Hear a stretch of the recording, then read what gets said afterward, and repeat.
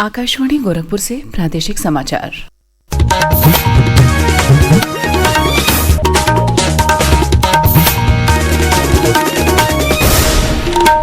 नमस्कार, समाचार बुलेटिन के साथ मैं शिवानी अरोरा। पहले मुख्य समाचार। मुख्यमंत्री योगी आदित्यनाथ ने हर जिले में उर्वरक की उपलब्धता सुनिश्चित कराने के दिए निर्देश।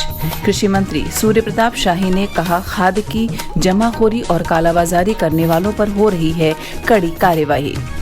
लोकसभा ने हानिकारक ऑनलाइन मनी गेमिंग सेवाओं पर प्रतिबंध लगाने वाले ऑनलाइन गेमिंग संवर्धन और विनियमन विधेयक 2025 को दी मंजूरी। 25 अगस्त को लखनऊ आएंगे अंतरिक्ष यात्री ग्रुप कैप्टन शुभांशु शुक्ला। प्रदेश सरकार कर रही है भव्य स्वागत की तैयारी।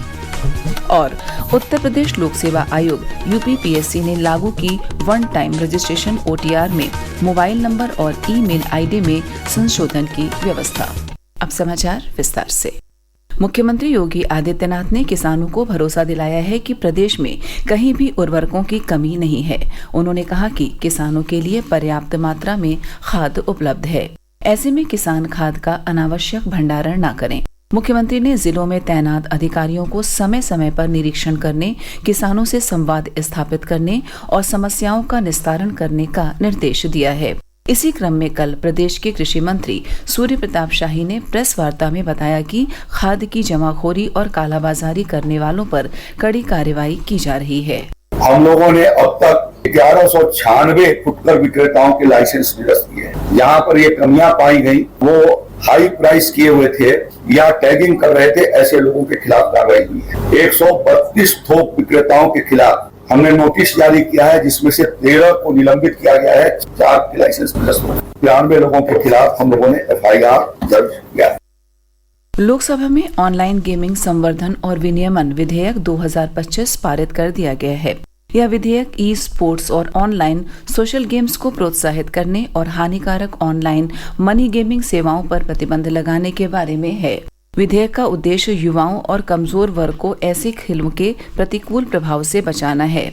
इलेक्ट्रॉनिक्स और सूचना प्रौद्योगिकी मंत्री अश्विनी वैष्णव ने कहा कि पिछले 11 वर्ष में डिजिटल प्रौद्योगिकी क्षेत्र में काफी वृद्धि हुई है। ऑनलाइन गेमिंग एक बहुत बड़ा सेक्टर बन के उभरा है। इस सेक्टर में 3 सेगमेंट है। पहला सेगमेंट है ई स्पोर्ट्स, दूसरा सेगमेंट है ऑनलाइन सोशल गेमिंग, तीसरा सेगमेंट है online money gaming. E sports में लोग एक टीम में खेलते हैं और अब ओलंपिक्स और एशियाड जैसे बड़ी प्रतियोगिताओं में भी ई स्पोर्ट्स की चर्चा होने लगी है। दूसरा ऑनलाइन सोशल गेम्स हमारे जीवन का एक अभिन्न अंग है और जिसमें समाज पे कोई नेगेटिव इम्पैक्ट नहीं पड़ता है, उसको भी प्रमोट किया जाएगा। शाहजहांपुर जिले की जलालाबाद तहसील का नाम बदलकर परशुरामपुरी कर दिया गया है। केंद्र सरकार की तरफ से राज्य सरकार को इस संबंध में पत्र जारी किया गया है। प्रदेश के वित्त एवं संसदीय कार्य मंत्री सुरेश कुमार खन्ना ने जलालाबाद का नाम बदलकर परशुरामपुरी किए जाने पर देश के गृह मंत्री अमित शाह और मुख्यमंत्री योगी आदित्यनाथ के प्रति आभार जताया है। उत्तर प्रदेश माध्यमिक शिक्षा परिषद द्वारा कक्षा 9 और 11 के अग्रिम पंजीकरण शुल्क जमा करने की अंतिम तिथि 10 सितंबर 2025 कर दी है। साथ ही कक्षा 10 और 12 के लिए परीक्षा शुल्क जमा करने की आखिरी तिथि 1 सितंबर 2025 कर दी गई है। इस संबंध में अमरोहा के जिला विद्यालय निरीक्षक डॉक्टर प्रवेश कुमार ने बताया कि अंतिम तिथि बढ़ने से छूटे हुए बच्चों को फायदा होगा। मऊ की सदर विधानसभा सीट से पूर्व विधायक अब्बास अंसारी को MP MLA स्पेशल कोर्ट से मिली 2 साल की सजा को कल इलाहाबाद हाई कोर्ट ने रद्द कर दिया है। मऊ की MP MLA कोर्ट ने वर्ष 2022 में हुए विधानसभा चुनाव के दौरान भड़काऊ भाषण के मामले में अब्बास अंसारी को 2 साल की सजा सुनाई थी, जिसके कारण विधानसभा से उनकी सदस्यता रद्द हो गई थी। प्रादेशिक समाचार आप आकाशवाणी गोरखपुर से सुन रहे हैं। यह समाचार बुलेटिन हमारे YouTube channel AIR news Gorakhpur और एक्स हैंडल AIR न्यूज_GKP पर भी उपलब्ध है।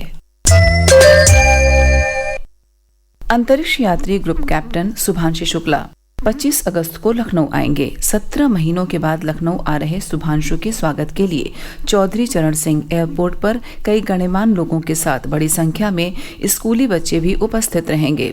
प्रदेश के विज्ञान और प्रौद्योगिकी मंत्री अनिल कुमार ने बताया कि शुभांशु का भव्य स्वागत किया जाएगा। हमारे लिए बड़ा गर्व का विषय है। शुभांशु शुक्ला जी स्पेस स्टेशन पर गए थे और सकुशल वापस आए हैं, तो हमारे लिए, पूरे देश के लिए गौरव की बात है। जिस दिन वो उत्तर प्रदेश की धरती पर अपना कदम रखेंगे, लखनऊ में आएंगे, तो निश्चित रूप से हम सब लोग बहुत अच्छी तरीके से उनका स्वागत करेंगे। शुभांशु शुक्ला की बड़ी बहन सुचि मिश्रा ने कहा कि अंतरिक्ष मिशन पूरा करके शुभांशु पहली बार अपने शहर लौट रहे हैं। पूरा परिवार उनके लखनऊ पहुंचने का बेसब्री से इंतजार कर रहा है और उनकी सफलता का जश्न मनाने की खास तैयारी कर रहा है।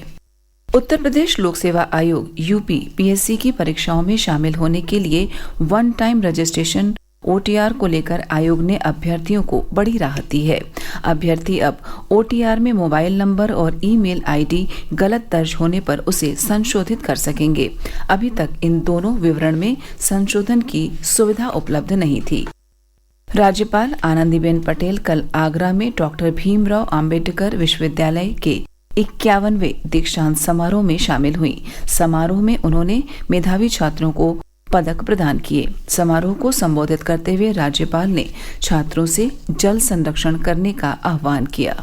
सबको ये सोचना पड़ेगा कि हमारे घर में हम व्यक्तिगत रूप से पानी कितना बचा सकता है, व्यक्तिगत रूप से करना पड़ेगा। सरकारें तो अपना काम कर रही है, लेकिन व्यक्तिगत तरीके से हमें जो संकल्प करना चाहिए ये नहीं होता है। अयोध्या में श्री राम मंदिर परिसर में सभी 6 मंदिरों में 15 अक्टूबर से श्रद्धालु दर्शन पूजन कर सकेंगे। श्री राम जन्मभूमि ट्रस्ट के महासचिव चंपत राय ने बताया कि निर्माण समिति की 3 दिवसीय समीक्षा बैठक में कई अहम मुद्दों पर चर्चा हुई। उन्होंने कहा कि नवंबर में श्री राम मंदिर के ध्वजारोहण कार्यक्रम की तैयारी की जा रही है। इस कार्यक्रम में अयोध्या और आसपास के जिलों से ही अतिथियों को आमंत्रित किया जाएगा। जो समीक्षा बैठक में लगभग ये सामने आ गई बात कि परकोटा के 6 मंदिर, शेषावतार मंदिर, इसमें दर्शन का प्रारंभ अक्टूबर में हो जाएगा। जनता को, दर्शनार्थियों को जाने के रास्ते साफ हो जाएंगे, सभी बाधाएं दूर हो जाएंगी। मुजफ्फरनगर में कल से 5 सितंबर के बीच अग्निवीर भर्ती रैली आयोजित की जाएगी। जिले के चौधरी चरण सिंह स्पोर्ट्स स्टेडियम और नुमाइश ग्राउंड के मैदान में आयोजित होने वाली इस भर्ती रैली में पश्चिमी उत्तर प्रदेश के 13 जिलों के करीब 17,000 अभ्यर्थी शामिल होंगे। गोरखपुर लॉयंस ने कल यूपी T20 के एक मुकाबले में नोएडा किंग्स को 14 रनों से हरा दिया। गोरखपुर लॉयंस ने नोएडा किंग्स के सामने जीत के लिए 187 रनों का लक्ष्य रखा। जवाब में नोएडा किंग्स की पूरी टीम 172 रन पर ऑल आउट हो गई। उत्तर प्रदेश हॉकी टीम ने जालंधर में आयोजित 15वीं हॉकी इंडिया जूनियर पुरुष राष्ट्रीय चैंपियनशिप 2025 में उत्कृष्ट प्रदर्शन करते हुए सेमीफाइनल में जगह बना ली। यूपी की टीम ने क्वार्टर फाइनल में रोमांचक मुकाबले में मध्य प्रदेश की टीम को 2-1 से हराया। प्रदेश में रुक रुक कर हो रही बारिश और बांधों से पानी छोड़े जाने के कारण बदायूं और फर्रुखाबाद में गंगा, शाहजहांपुर तथा बाराबंकी में रामगंगा एवं अयोध्या और बलिया में घाघरा नदी खतरे के निशान से ऊपर बह रही हैं। शाहजहांपुर जिले में रामगंगा नदी का जलस्तर खतरे के निशान से 50 सेंटीमीटर ऊपर पहुंच गया। इससे परशुरामपुरी और कलान तहसील के 50 से ज्यादा गांव चौतरफा बाढ़ की चपेट में हैं।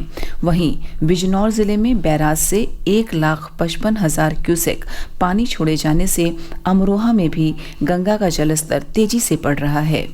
इस समय राज्य के 15 जनपदों में करीब 2,60,000 से अधिक आबादी बाढ़ से प्रभावित है। और अंत में इस बुलेटिन के मुख्य समाचार एक बार फिर।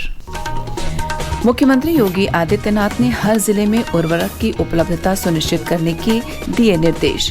कृषि मंत्री सूर्य प्रताप शाही ने कहा, खादी की जमाखोरी और कालाबाजारी करने वालों पर हो रही है कड़ी कार्रवाई।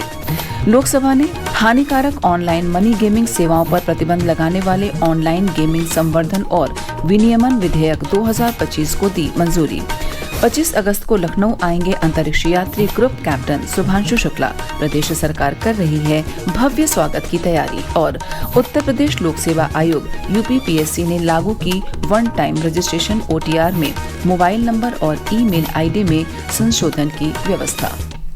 इसी के साथ प्रादेशिक समाचार समाप्त हुए। नमस्कार।